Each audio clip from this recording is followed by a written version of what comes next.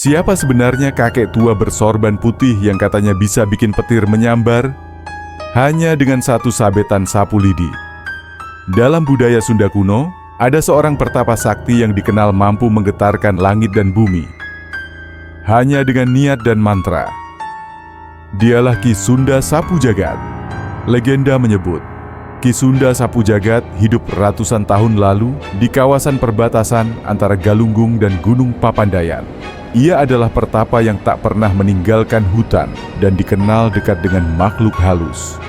Ia tak berbicara banyak, namun satu sabetan sapu lidi yang ia pegang disebut bisa mengusir badai, menenangkan gempa, bahkan menyambar petir ke arah musuh yang berniat jahat.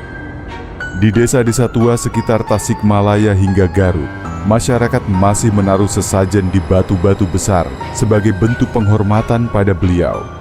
Hingga kini, banyak warga yang percaya bahwa badai mendadak atau cuaca ekstrem di daerah pegunungan adalah tanda bahwa Ki Sunda Sapu Jagat sedang bergerak, menjaga Tatar Sunda dari ancaman gaib dan manusia serakah.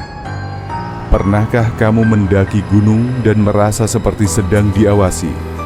Mungkin itu bukan hanya perasaan,